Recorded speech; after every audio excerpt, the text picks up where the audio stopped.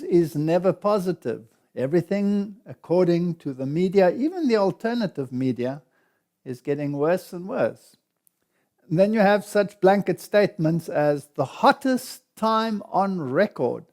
Europe, some areas in Britain, over 40 degrees centigrade. Is this really the case? Or is this hype that is being spread by the world? Just listen to this article here from Sky News regarding the Great Barrier Reef and all the negative news that has come out over the last few years. Is it really true? Now, you'd think that anyone who genuinely cares about the environment would be absolutely thrilled about the fact that 2/3 of the Great Barrier Reef have shown the largest amount of coral cover in 36 years. Surely they would be happy about this outcome after all the doom and gloom predictions of the reef dying. But no, the media is desperately looking for any reason to present this as bad news. They're even fact-checking memes, mocking the persistently wrong climate predictions we've all seen over the past 20 to 30 years. I retweeted this meme and posted it on Instagram with this simple question: have the climate catastrophists ever got a prediction right? Well, you would not believe what happened next. I got this absurd fact check inverted commas, claiming the meme appears to downplay the damage climate change can cause coral reefs by comparing two tweets. Of course, this activist article posing as a fact check did not have a byline. The cowards pushing this nonsense just want to scare the social media sites to not even allow any dissent, not even if it's a joke. So let's get a man who is an actual scientist and who puts his name to his work. He's a marine physicist and author, Peter Ridd. Thank you so much for joining me tonight. Tell me, what's your reaction to the media reporting of the data from the official long-term monitoring program of the reef showing massive growth in coral cover? Well, that wasn't a fact check, that was a fact twist. And really all they said when you actually read it is you've just got to believe the experts. The experts still say that the reef is doomed.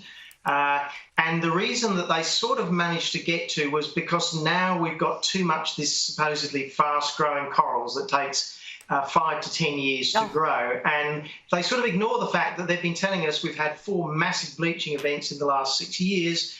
And this is the sort of coral that's grown back.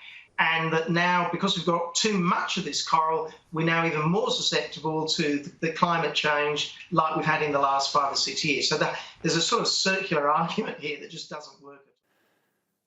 So here we see the reverse of what the propaganda is actually saying. Now, we must remember that the models that they used are based on exactly that, models. And there are some 80 models that they use in order to predict climate change, and they all fall within this group over here with this red line indicating the mean. They're all based on models, they're not based on reality. The blue line down here is what is actually based on reality. And we see if we go back in history, this is the current time, then we've had peaks in the past, very similar to what we have today. So in actual fact, there are many, many scientists, in fact, thousands of scientists that negate the story that is commonly told in the media. We are getting to a point where some of this is so embarrassing that they want to almost make it illegal to be a climate change denier. But irrespective of the data that comes out, this push is continued, and there must be an agenda behind it, and we'll be looking at that at a later stage. So here's an article which claims that the medical journals warned the world leaders not to wait until COVID-19 is over to address the climate crisis, calling it the greatest threat to the global public health. Now is the time to act. We need to have universal legislation regarding climate change. The New York Post said, get ready for the left's climate change emergency lockdowns. So we're going to go into a climate crisis. It's going to be a red code, and we're going to have lockdowns. So where exactly is all of this leading? Here's an article which says that Europe has a heat wave and outdoor events are banned in parts of France. So in other words, what they are doing is they're already applying lockdown issues and claiming that this is the hottest season that Europe has had and using it as an example.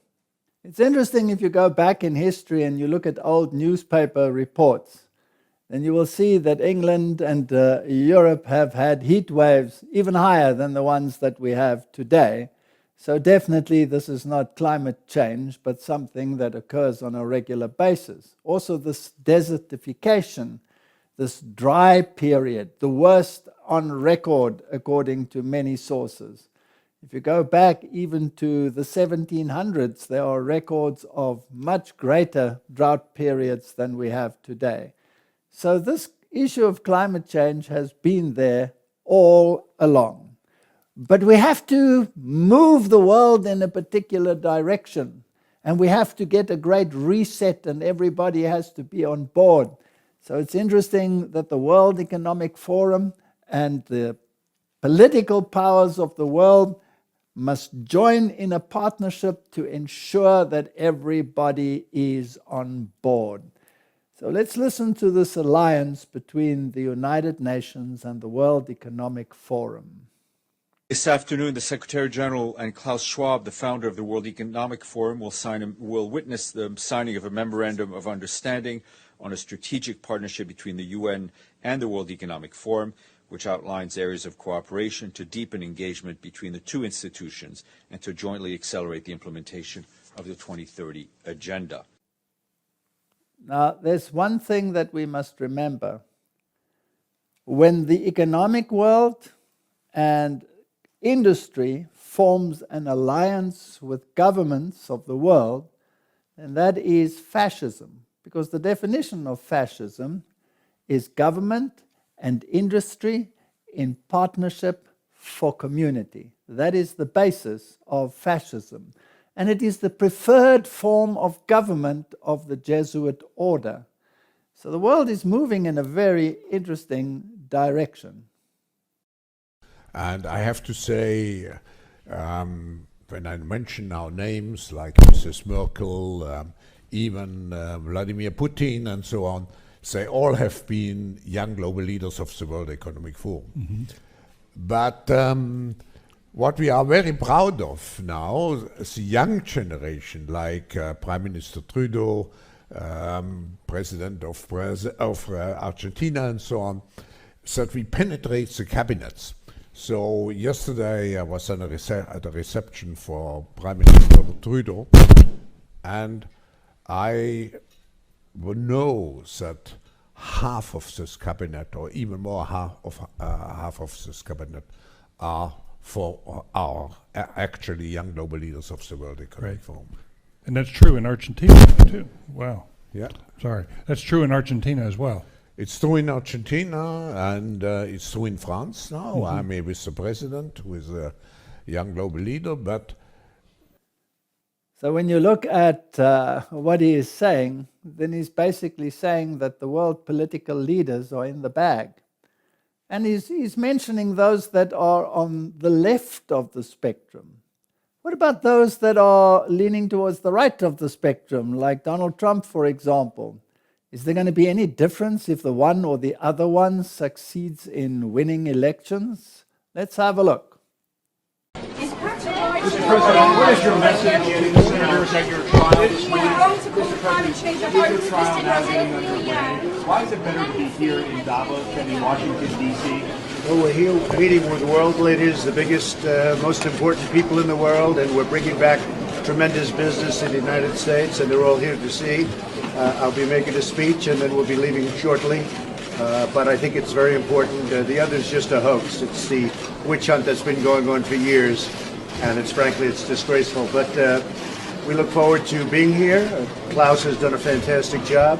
And again, we're meeting with the biggest companies in the world, the biggest businesses in the world, and world leaders all for the benefit of the United States. We look forward to the meetings. Why not have witnesses, Mr. Is President? rhetoric on climate change, Mr. President? Well, I'm a big believer in the environment. The environment to me is very important. So, in other words, nothing will change because this government and industry and partnership for community will take place irrespective of who is ruling. And climate change will remain on the agenda. And what about all the other countries?